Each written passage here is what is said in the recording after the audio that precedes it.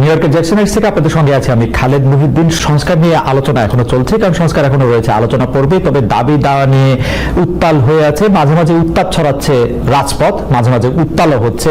এসব নিয়ে কথা বলার জন্য, এসব দাবি দাওয়ার আসলে লক্ষ্য কতটা রাজনীতি, কতটা অধিকার আদায়ের রাজনীতি, এসব নিয়ে কথা বলার জন্য এখন আমাদের সঙ্গে আছে গণ অধিকার পরিষদের সভাপতি ও ডাকসুর সাবেক ভিপি জনাব নুরুল হক নূর। জনাব নুরুল হক নূর, আপনাকে আমাদের অনুষ্ঠানে স্বাগত জানাই। আপনিও আপনার অনেক ব্যস্ততার মধ্যে আমাদেরকে সময় দিয়েছেন, সেজন্য আমাদের শুভেচ্ছা ও কৃতজ্ঞতা জানবেন। আমাদের সাথে আরো থাকছেন বিএনপির আন্তর্জাতিক বিষয়ক সম্পাদক ব্যারিস্টার রুমিন ফারহানা। ব্যারিস্টার ফারহানা, আপনাকে আমাদের অনুষ্ঠানে স্বাগত জানাই। আপনি আমাদের সাথে যুক্ত হয়েছেন, সেজন্য আমাদের শুভেচ্ছা ও কৃতজ্ঞতা জানবেন। আমরা অনেকগুলি বিষয় নিয়ে আজকে কথা বলতে চাই, সেই জন্য ছোট ছোট করে কিছু প্রশ্ন একবারে করে ছোট ছোট করেও কিছু উত্তর দিতে চাই। প্রথমে আপনার নুরুল হক নূর, আপনার কাছে যেতে চাই। আপনাকে আমরা সম্প্রতি পটুয়াখালী ৩ আসনে রাজনৈতিক কর্মসূচি চালাতে গিয়ে স্থানীয় বিএনপির বাধার মুখে আপনি পড়েছেন। বুঝাতে চেয়েছেন যে আপনি যেভাবে বলবেন সেইভাবেই তাদের চলতে হবে, এইরকমটা কেন? আসলে বিএনপির উপরে আপনি দায় দিয়েছেন, বিএনপির লোকজনের সাথে বা বিরুদ্ধে আপনি কথা বলেছেন, এবং আপনার মতো করে আপনি এটা পরিচালিত করতে চেয়েছেন, সেটা কেন? মানে ইজ ইট লাইক জনাব নুরুল হক নূর? বিএনপির একজন স্থায়ী কমিটির সদস্যকে জানিয়েছিলাম যে এলাকায় এই পরিস্থিতি ঘটবে এবং হতাহতের পরিস্থিতি ঘটতে পারে, কাজে আপনারা তাকে থামান। আমি আমার এলাকায় প্রোগ্রাম করতে পারবো না, আওয়ামী লীগ আমলেও তো আমাকে এইভাবে বাধা দেয়নি। এমনকি ওই দিন সন্ধ্যায় চর বিশ্বাস, আমার নিজের ইউনিয়ন, সেখানে বাজারের পাশাপাশি দুটো মিটিং হচ্ছিল, বিএনপির একটা মিটিং, আমাদের দলের একটা মিটিং, সেখানে চেয়ার সরাসরি হয়েছে, হাতাহাতি হয়েছে। সেইটি একটা মিথ্যা বিভ্রান্তি ছড়িয়েছে যে বিএনপির অফিসে গণ অধিকার পরিষদের লোকেরা ভাঙচুর করেছে। এই অভিযোগ তুলে গলাচিপা 10 দিনের 2 উপজেলায় আমার 17টি অফিস ভাঙচুর করেছে, রামদা দিয়ে কুপিয়েছে, ব্যানার ফেস্টুন পোস্টার গুলো ছেড়েছে। আমি বিএনপির শীর্ষ নেতাদেরকে বলেছি আপনারা একটা নিরপেক্ষ তদন্ত করুন, কিন্তু দুঃখজনক এই গত কয়েকদিনও এখন পর্যন্ত একটা তদন্ত আমি দেখি নাই। আপনার কাছে কি কিঞ্চিত মনে হয় জনাব নূর, আপনার কাছে কি কিঞ্চিত মনে হয় যে আপনার প্রতি যে বিএনপির ভালোবাসা সেটা একটু কমেছে?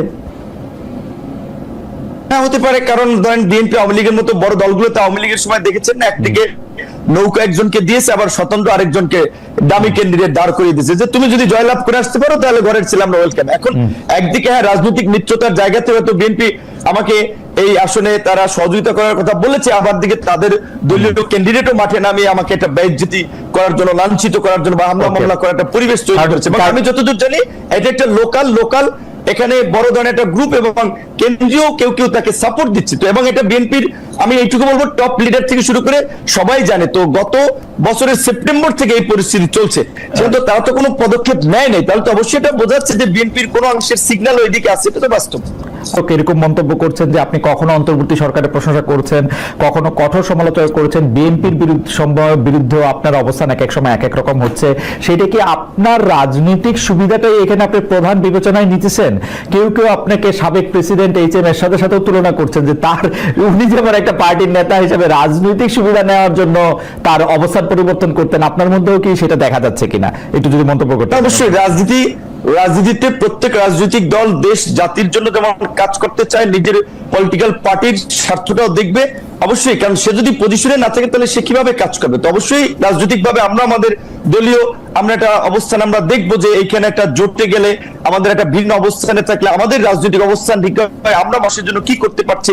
আমরা শুরুর দিকে এই সরকারকে বলছিলাম যে এই সরকার 2 বছরের জন্য একটা জাতীয় সরকার করেন, 2 বছরের জন্য তারা করে নাই, যে কারণে আমরা পরবর্তীতে সরকারকে সেই 2 বছরের জন্য সাপোর্ট দেইনি। আমরা বলেছিলাম যে আপনার নির্বাচনের প্রশ্নে জাতীয় ঐক্যমত্যের ভিত্তিতে একটা নির্বাচনী রোড ম্যাপ দেন, অনেকদিন ধরে সেটা দেয় নেই, যে কারণে বিএনপির সাথে যেহেতু আমরা যুগপৎ আন্দোলন করেছি এবং আপনারা দেখেছেন আমার রাজপথের গত 7-8 বছরের ভূমিকা অনেক প্রবীণ রাজনীতিবিদদের 70 বছরেও এই দেশে ছিল না, এইটুকু আমরা চ্যালেঞ্জ দিয়ে বলতে পারবো। সেইখানে আমরা বিএনপির সাথে যেহেতু ছিলাম, যুগপৎ আন্দোলন করেছিলাম, বিএনপির সাথে আলাপ আলোচনায় বিএনপি বলেছে দেশের বাস্তবতায় তারা ডিসেম্বরের মধ্যে নির্বাচন চায়। আমরা আমাদের দলীয় পজিশন ছেড়ে বিএনপির পজিশন নিয়ে আমরা ডিসেম্বরে নির্বাচনের সরকারের চাপ তৈরি করেছি। এবং এই যে লন্ডনের যে বৈঠক হয়েছে, অবশ্যই লন্ডনের বৈঠক আর যাই থাকুক, এইটা বাংলাদেশের এই উত্তপ্ত রাজনীতির মাঠে আমি মনে করি কিছুটা হলেও পানি ঢেলেছে বা উত্তপ্ত পরিস্থিতি ঠান্ডা করেছে, এবং একটা অনিশ্চিত, একটা আপনি বলবেন সংঘাত কিংবা একটা অনিশ্চিত যে রাজনৈতিক পরিস্থিতি ছিল সেটাতে কিছুটা হলেও একটা নিশ্চয়তার পরিবেশ তৈরি হয়েছে। এবং বিএনপি একটা বড় রাজনৈতিক দল, তার প্রধান সেখানে, তার সাথে ডক্টর ইউনূস সরকার প্রধান, তার সাথে মিটিং হওয়ার ফলে আমি মনে করি দেশের স্থিতিশীলতা, রাজনৈতিক পরিবেশ এবং আগামী নির্বাচনের ক্ষেত্রে একটা ভালো ফলাফল পাওয়া যাবে। সেই ক্ষেত্রে জনাব নূর, একটা কথা আপনি একটু মনে রাখেন তো, ধরেন যদি লন্ডনে বৈঠক না হইতো, ডক্টর মোহাম্মদ ইউনূস বলছিলেন যে এপ্রিলের প্রথম ভাগে ইলেকশন হবে, বিএনপি দাবি করছিল ডিসেম্বর হবে, এখন এটা ফেব্রুয়ারিতে হবে, এই মানে প্র্যাকটিক্যালি তো ব্যবধানটা আসলে 2 মাসের বা 1.5 মাসের। এই 2 মাস বা 1.5 মাসের একটা সময়ের ব্যবধানের জন্য এত বড় উত্তপ্ত পরিস্থিতি সৃষ্টি হইতে হবে, সেইটাও বা কেন মনে হয়েছে? 10 মিনিট একটা ফুটবল খেলায় আমি অতিথি হিসেবে গিয়েছিলাম, সেই খেলার মঞ্চ আগের রাতে ভেঙে দিয়েছেন। আমি সেটি বিএনপির স্থায়ী কমিটির 2 জন হওয়ার পরেই আমার বেশ কয়েকজন লোকজনকে আমি স্পটে থাকা অবস্থায় হামলা করেছে। এবং সেদিন যে আপনারা ঘটনাটি সোশ্যাল মিডিয়াতে দেখেছিলেন, আমি গিয়েছিলাম, বিএনপিরই সাবেক এক নেতা, তিনি মৃত্যুবরণ করেছেন, শেষে আমার সাথে কাজ করেছেন, তো তার একটা স্মরণ সভায়, সেই স্মরণ সভা থেকে ফেরার পথে সেখানে প্রায় আপনার 3 কিলোমিটার রাস্তায় মাঝখানে কিছু বাজার আছে, বাজারে জনাব হাসান মামুনের সমর্থিত লোকেরা রাস্তায় গাছ ফেলে রামদা, বগি, চাপাতি, অস্ত্র সহ অবস্থান নিয়েছেন যে তারা এখানে গেলে আমাকে হত্যা করবেন বা আমার লোকজনের উপরে অ্যাটাক চালাবেন। তখন আমি সেটি পুলিশকে জানাই, পুলিশ আসে, প্রথমে এসপি পুলিশ পাঠায়, 2 গাড়ি পুলিশ পাঠায়, পুলিশ এসে হয়তো তারা রিপোর্ট করে এবং আমাকেও জানায় যে ভাই এখানে হাসান মামুনের যে লোকজন, তাদের যে প্রস্তুতি, আমরা কিছু করতে পারবো না, আপনি উপরে কথা বলেন। তার মানে উপরে কথা হলো, ওসি বলছে, আমি বুঝছি তাহলে কি করতে হবে। আমি তখন পটুয়াখালীর সেনাবাহিনীর দায়িত্বে তাদেরকে জানালাম, তারাও 4 গাড়ি আসছে, পুলিশ 2 গাড়ি, সেনাবাহিনীর 4 গাড়ি, 6 গাড়ি আসার পরেও তারা আমার সাথে পার্সোনালি আলাপ করতেছিল, বলছে ভাই তাদের যে প্রস্তুতি, এখানে তারা রাস্তার পাশে ইট নিয়ে অবস্থান করছে, তাদের হাতে দেশীয় অস্ত্রশস্ত্র, আমরা এখানে কতজন লোক, আমরা এই আপনাকে এখান থেকে এই পথ দিয়ে নিয়ে যেতে পারবো না, আপনি বরঞ্চ অন্য পথ দিয়ে চলে যান। আমি বলছি কোথায় যাব? তারা বলছে আপনি উপজেলা শহরে যাবেন না, আপনি জেলা শহরে যান। বলছে আমার বাড়ি উপজেলায়, আমি কেন উপজেলা, এই জায়গাটুকু আমি কেন জেলাতে, এই জায়গাটুকু আমি যাই নাই, আমি এই জায়গাটুকু দেখতেছিলাম। আমি কিন্তু ঘটনা আমি সেটা বলছি, আমি শেষ করছি, আমি যেটা বলবো, জি বল। হ্যাঁ, আমি বলছি যে শুনেন, যখন রাত্র আপনার 2:15 বাজে, 2:15 রাত্র, তখন পর্যন্ত তারা আমাকে বিকল্প পথে পাঠাতে চায়। আমি বলছি কেন, আপনারা এই আর্মি আসছেন, পুলিশ আসছেন, নির্বাচন হয়নি, এখনই যদি এইভাবে পরিস্থিতি হয়, আপনাদেরকে জিম্মি করে, আপনারা যদি, বিএনপির অনেক গ্রুপ আছে এখানে, বিএনপি একটা বড় দল, সাবেক এমপির গ্রুপ আছে, অন্য আরো নেতা আছে, এখানে একটা গ্রুপের লোককে যদি আপনারা কন্ট্রোল করতে না পারেন, আমি একটা জাতীয় নেতা, একটা দলের সভাপতি, এখানে বিএনপিও তার নেতা কর্মীদেরকে অফিসিয়ালি চিঠি দিয়ে আমাকে সহযোগিতা করতে বলেছে, সেখানে বিএনপির একটা ছোট্ট গ্রুপ, তাদেরকে আপনারা এই নিবৃত্ত করতে পারবেন না, তাহলে আপনাদের নিরাপত্তার দরকার নাই, আমি বাঁচি মরি, আমি আমার মতো যাই। যেই কারণে তখন আমি ওনাদের সাথে কথা বলে আমি আমার মতো রওনা দিয়েছিলাম। তো যাই হোক, মাঝপথে আবার আমাকে প্রশাসনের কর্মকর্তারা ফোন দিয়েছে, ভাই আপনি চাইেন না আপনার নিরাপত্তা আগে, আপনার কিছু হয়ে গেলে সেটা আমি একটু ছোট করে দিয়েছিলাম। আমি একটু ছোট করে বলি নূর, এইটা তো আপনি জাতীয় নেতা, আপনি একটা জায়গায় যাইতে চাইতেছেন, আপনি প্রশাসন বা আইন শৃঙ্খলা বাহিনীর সাহায্য চাইছেন, প্রশাসন বা আইন শৃঙ্খলা বাহিনীর সাহায্য, ওরা এসে দেখছে যে অনেকগুলি এখানে লোক সমাগম আছে এবং তারা যদি আপনাকে সেখানে এসকর্ট করে নিয়ে যাইতে হইতো বা তারা আপনার সঙ্গে যাইতে হইতো, তাহলে হয়তো অনেক হানাহানি, হতাহতের ঘটনা ঘটতে পারতো। সেইটা এড়ানোর জন্য তারা আপনাকে খুবই বিনীতভাবে অনুরোধ করছে যে আপনি ঘুরে এই রুটটা আপনি এই মুহূর্তে ব্যবহার করেন না। এইটা আপনি তখন আমাকে জেলা, উপজেলা শহর থেকে ছেড়ে জেলা যেতে বলছে, উপজেলা থেকে ওই পথটা ব্যবহার করতে না বলছে, ওই পথটা কেন পালিয়ে যাব, ওই পথটা কেন আমার না, ওই পথটা ব্যবহার করতে আমার উপজেলা শহর থেকে আমি পালিয়ে জেলায় যাব। আপনার কাছে কি আপনি আর্মি পুলিশের কাছে, জনাব নূর, আপনি কি আর্মি বা পুলিশের কাছে এই দাবি জানাতে চেয়েছিলেন যে আপনি ওইখান দিয়েই যাবেন এবং দরকার হলে 10টা 20টা 50টা গুলি করে মেরে তারপরেও যাবেন, মানে এই গত সরকারের আমলে সেনা সরকার না, এখানে তো মারামারির তো কোনো কেস হয় না। ওনারা যদি জাস্ট সিম্পল ভাবে যদি ওদের সাথে কথা বলে বলতো যে এখানে তারা যাবে, আপনারা এখানে পথটা ছেড়ে দেন, কারণ আমার রক্ত রোধ করার তাদের অধিকার নাই। আপনার কাছে তো একজন আপনি সন্ত্রাসীর কাছে পরাজয় বরণ করবেন, তারা আপনার রাস্তাঘাট অবরোধ করে আপনার কাছে আমি কি কাউকে মার্ডার করেছি? আমি কি সেখানে চাঁদাবাজি করতে গেছি? আমি একটা রাজনৈতিক কর্মসূচিতে গেছি, সেখানে কেন তারা আমাকে অবরোধ করবে? এটাই তো তাদের অপরাধ। আপনার কাছে কি মনে হয়েছে তারা কেন কথা বলে তাদেরকে রাস্তা থেকে সরিয়ে দেন নাই? এখানে আমি যতদূর জানতে পেরেছি তারা বলেছে ডিসি সাহেবের অনুমতি নাই। যেটা আমি বলছিলাম, এখানে জনাব হাসান মামুন ছাত্র দলের নেতা ছিলেন, ডিসি হচ্ছে তার কর্মী ছিলেন বোধহয়, এবং জনাব হাসান মামুনের ওয়াইফ একজন ডিসি, তিনি বগুড়াতে বর্তমানে ডিসি আছেন। তো তাদের কলিগ, সেই সুবাদে ডিসি সাহেব, আমি এর আগেও ঈদের সময়, গত ঈদের সময় আমি এটা এই তার মানে তারা কাজ করে তাদেরকে অভিযোগ করেছিলাম। আমি সার্কিট হাউসে ছিলাম, আমি একটু বলি, আমি সার্কিট হাউসে ছিলাম, আমার রুমের কথোপকথন গোপনে ভিডিও করে ডিসি হাসান মামুনের কাছে পাঠিয়েছি। ডিসি সাহেব অনুমতি না দেওয়ায় পুলিশ ওখান থেকে আমাকে, তারা উপজেলা শহর থেকে ছেড়ে আমাকে জেলা শহরে চলে যেতে বলছে, যে এলাকায় তখন একটা বার্তা চলাবে যে বিপিনুর পালিয়ে গিয়েছে বা হাসান মামুনের কর্মীরা তোপের মুখে এলাকায় থাকতে পারে না।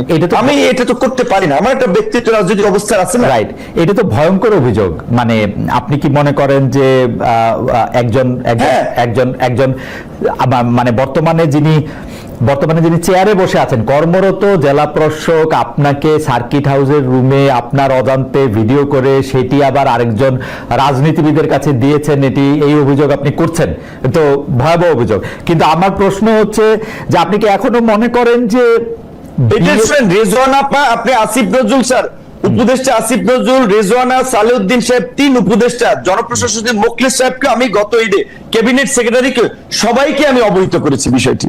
এবং এই ডিসির মূলত আশকারাতি, তারা আমাকে এলাকায় একটা অপদস্থ করতে চেয়েছে, রাজনৈতিক ভাবে আমাকে পরাজিত করতে চেয়েছে, মানুষের কাছে ছোট করতে চেয়েছে, এবং এর সাথে ডিসির একটা ইনভলভমেন্ট আছে। যে কারণে তখন আমি প্রশাসনের আরো উপরে কথা বলেছি যে আমাকে যেন এইখান থেকে যাওয়ার একটা ব্যবস্থা করে দেয়। আমি কেন আমার উপজেলা শহর ছেড়ে আমি জেলা, আমি বুঝতে পারছি। তার মানে কি এই যে পাওয়ার গেমটা চলতেছে, আপনি কি মনে করেন যে হাসান মামুন সাহেব যার বিরুদ্ধে আপনি অভিযোগ করছেন, উনি কি বিএনপির হয়ে পাওয়ার প্র্যাকটিস করছেন, নাকি উনার নিজস্ব যোগাযোগের মাধ্যমে, উনার স্ত্রীর কথা বললেন, অন্য যোগাযোগের কথা বললেন, এটা কি বিএনপির কে আপনি অ্যাকিউজ করছেন? এখন যেহেতু ধরেন, এটা আপনি জানেন, বিএনপি আওয়ামী লীগের মতো দলগুলোতে পদে থাকলে নেতার পিছিয়ে মৌমাছির চাকের মতো লোক থাকে, পদে না থাকলে 5 জন লোক তার পিছনে হাঁটে না। তো তিনি কেন্দ্রীয় নির্বাহী কমিটির সদস্য, সেই সুবাদে তিনি মনোনয়ন চান, এলাকায় একটা গ্রুপ তার পক্ষে আছে, তো স্বাভাবিকভাবে তিনি তার রাজনৈতিক পদবি ব্যবহার করি। এবং আমি আপনাকে এইটুকু বলি, এই ঘটনা ঘটবে এটা আমি যখন জানতে পারি, আমি দুপুরবেলা, আমি আপনার এখানে নাম না বললাম, আমরা আপনার কাছে পরে আয়শা একবারে শুনি এই ব্যাপারটা নিয়ে। আপনি আপনার মন্তব্য করেছেন আসলে কেন এটা হয়েছে। আমি অন্য একটা জায়গা থেকে একটা ব্যাপার আপনি বিশ্বাস করতে চাই। আপনি নিশ্চয়ই দেখেছেন যে এরকম কথাও হয়েছে যে লন্ডনে ডক্টর ইউনূস এবং জনাব তারেক রহমানের মধ্যে যে বৈঠক হয়েছে, এর একটা বড় কারণ হচ্ছে এই সরকারের নানা ব্যর্থতা, আমি বলবো না, কনফ্লিক্ট অফ ইন্টারেস্টের জায়গা থেকে সরকার অনেক কিছু করেছে যেটা আসলে সে পরে তারে এটা একটা কনসিকুয়েন্স সামনে আসতে পারে, সেটা থেকে তাকে দায় মুক্তি দেওয়ার জন্য নাকি একটা আলোচনা হয়েছে। কেউ যখন আবার এই কথাটা সামনে আসছে যে ডক্টর মোহাম্মদ ইউনূসকে কাজে লাগাতে চায় বিএনপি সরকার যদি তারা ক্ষমতায় আসে, কেউ বলতেছেন যে ডক্টর ইউনূসকে বিএনপি রাষ্ট্রপতি করার ব্যাপারটাও চিন্তা ভাবনা করতেছে। এই ব্যাপারে আসলে আপনি কি বলেন? আসলে কি ওরকম কোনো দায় মুক্তি দরকার ছিল ডক্টর মোহাম্মদ ইউনূসের? অনেকেই বলতেছেন কিন্তু যে ডক্টর মোহাম্মদ ইউনূস এবং তার সরকারের, তার লোকজনের, মানে এদের কিছু প্রমাণও আমরা দেখতে পাই যে যেই 3 উপদেষ্টা পদত্যাগ দাবি করেছিল বিএনপি, 2 জন ছাত্র উপদেষ্টা এবং একজন উপদেষ্টা জনাব খলিলুর রহমান, সেই খলিলুর রহমান সাহেবকে কিন্তু আবার ডক্টর ইউনূস সাহেব পাশে রেখেছেন বিএনপির এই বৈঠকের জন্য। তো এইটা এরকম মনে হইতে পারে কিনা যে কোন একটা নেগোসিয়েশন হইতেছে, আন্ডার দ্য টেবিল কোন একটা ডিলিং হইতেছে? দেখুন, বিএনপি ভোটের রাজনীতি করে, আওয়ামী লীগ ভোটের রাজনীতি করে। বাংলাদেশে এই ভোটের রাজনীতিতে, বাংলাদেশে নয় মানে সারা বিশ্বব্যাপী ভোটের রাজনীতিতে জোট একটা খুবই কমন একটা ফেনোমেনা, এবং সেই জোট গঠন আওয়ামী লীগও যেমন এক সময়ে জামাতের সঙ্গে যুগপৎ আন্দোলন করেছে, বিএনপিও সেভাবে জামাতের সঙ্গে 2001 সালে গিয়ে জোট করেছে। কিন্তু গত 15 বছর আমরা যেভাবে মুক্তিযুদ্ধের ইতিহাস বিকৃতি, সকল কৃতিত্ব একজনের হাতে দিয়ে দেওয়া, মুক্তিযোদ্ধার তালিকার মধ্যে হাজারে হাজারে ভুয়া মুক্তিযোদ্ধা ঢোকানো, কিংবা ধরুন একেবারে legal frame digital security act করে দিয়ে মুক্তিযুদ্ধের ব্যাপারে করা হয়েছে। বিএনপি কিন্তু 3বার রাষ্ট্র পরিচালনার দায়িত্বে ছিল অতীতে, কিন্তু কখনো কিন্তু আমরা তেমনটি ঘটতে দেখি নাই। হ্যাঁ, আমি অস্বীকার করবার কোনো উপায় নেই, বিএনপি জামাতের সঙ্গে জোটের রাজনীতি করেছে, বিএনপি নিজামী গাড়িতে পতাকা তুলে দিয়েছে, মন্ত্রিত্ব দিয়েছে, এগুলো অস্বীকার করবার কিছু নেই, এগুলো ইতিহাস, এগুলো আমরা সকলেই জানি। তবে বাংলাদেশে রাজাকারের গাড়িতে প্রথম পতাকা আওয়ামী লীগ কিন্তু যখন তারা ক্ষমতায় এসেছিল 96 সালে, তখন কিন্তু তারা তুলে দিয়েছিল নুরু রাজাকারের গাড়িতে, যদি নামটা যদি ভুল না করে থাকি, হ্যাঁ, তো তারা তুলে দিয়েছিল। সো একটা বিষয় বলেন। না, আমি কিছু বলতে চাইতেছি না, আমি শুধু মনে করাই দিতে চাচ্ছি যে মানে আমি এটা আওয়ামী লীগের আমলে বিএনপি নেতৃবৃন্দকে খুব বলতাম, সরি আওয়ামী লীগের নেতৃবৃন্দকে খুব বলতাম, কিছু হলে বিএনপি জামাতের দোষ দিত, তো তা আমি ওদেরকে মনে করাই দিতাম যে ভাই আপনি তো দল করেন আওয়ামী লীগ, বিএনপি জামাত কি করলো সেটার অনুসরণ কেন করেন? না না, আমি জাস্ট এটুকু বলতে চাইছি যে দুটো দলই কিন্তু ভোটের রাজনীতিতে জোট করেছে, বিভিন্ন সময় বিভিন্ন দলের সঙ্গে জোট করেছে। আমি আজকে একটা খবরের দিকে আপনার একটু দৃষ্টি আকর্ষণ করি। বাংলা আত্মরের ইতিহাস পরিবর্তনের উদ্যোগ ইউনূস সরকারের। Isn't it a very alarming news? এবং সেই নিউজটার ভেতরে যখন আপনি ঢুকবেন, আপনি দেখবেন সেখানে বলা হচ্ছে জামাতে ইসলামী আরো দুটো দল, হ্যাঁ, এই দুটো দল ইসলামপন্থী, তাদের ব্যাপারে 71-এর এই দল তিনটার নাম বাদ দিতে হবে ইতিহাস থেকে। পরবর্তীতে এই ব্যাপারে জামুকা জানতোই না, যখন জানতে পারলো তখন তাদের তীব্র প্রতিবাদের মুখে এইটুকু বলা হলো যে তৎকালীন জামাতে ইসলামী এবং অন্য দুটো ইসলামিক দলের আগে তৎকালীন শব্দটা বসিয়ে দেয়া হবে। তো আমি মাত্র কিছুক্ষণ আগে আমি নিউজটা দেখেছি, সো আমি আসলে পুরোটা পড়তে পারিনি। এই নিউজটার ভেতরে খুব পরিষ্কার বলে দেওয়া আছে যে মুক্তিযুদ্ধের ইতিহাস থেকে কিভাবে জামাতকে এবং জামাতের অ্যালাইড যে পলিটিক্যাল পার্টিগুলো ছিল সেই সময় তাদেরকে বাদ দেবার একটি চেষ্টা আমরা লক্ষ্য করছি। আপনি দেখুন এই সরকারের আগে যে সরকারটি ছিল ইমিডিয়েটলি বিফোর আওয়ামী লীগের যে সরকার, তাদের ব্যাপারে আমি সংসদে দাঁড়িয়ে একবার বলেছিলাম যে বাংলাদেশের ইতিহাসে এত বেশি মুক্তিযুদ্ধের বিপক্ষের কোন শক্তি আওয়ামী লীগের মতন কোনোদিন ক্ষমতায় আসে নাই। বিকজ আওয়ামী লীগ যেটা করেছে, বাংলাদেশের মুক্তিযুদ্ধের যে মূল স্পিরিট, সাম্য, মানবিক মর্যাদা, সামাজিক ন্যায় বিচার এবং গণতন্ত্র, এই প্রতিটা জিনিসকে গত 15 বছরে তারা ধ্বংস করে দিয়েছে। আমি একটু আপনার সাথে সামিল হই এই ব্যাপারে, আমি আপনার সাথে সম্পূর্ণ একমত। আওয়ামী লীগ সবচেয়ে বেশি মুক্তিযুদ্ধের যে স্পিরিটটার কথা তারা বলেছে তার বিপক্ষে তার প্রতিটা অবস্থা ছিল, কি বলে প্রাতিষ্ঠানিক মানে প্রতিষ্ঠানগুলিকে ধ্বংস করা থেকে শুরু করে গণতন্ত্রকে বজায় না রাখা, মানে সমাজতন্ত্র নিশ্চিত না করা, ধর্মনিরপেক্ষতা, জাতীয়তাবাদের ক্ষেত্রেও তারা 10-0 পেয়েছে। কিন্তু আপনি যদি একটু বিএনপি রাজনীতিটা যদি একটু বলেন একটু সুবিধা। দেখুন, বিএনপির হাত ধরে কিন্তু এই যে 4র্থ সংশোধনী, যেটা বাংলাদেশের সংবিধানের মূল স্পিরিটটাকে নষ্ট করে দেয়, একদলীয় শাসন ব্যবস্থার দিকে নিয়ে যায়, আজীবন রাষ্ট্রপতি ঘোষণা করার দিকে নিয়ে যায়, সেই জায়গা থেকে বাংলাদেশকে মুক্ত কিন্তু বিএনপি করেছে। বাংলাদেশের সংসদীয় গণতন্ত্র সেটাও বিএনপির হাত ধরে এসছে। আমি একবারও বলছি না যে বিএনপির শাসনামলে বাংলাদেশ বেহেশত ছিল, বাট তারপরেও তো রাজনীতির আলোচনা তুলনামূলকের ভিত্তিতেই হয় সবসময়।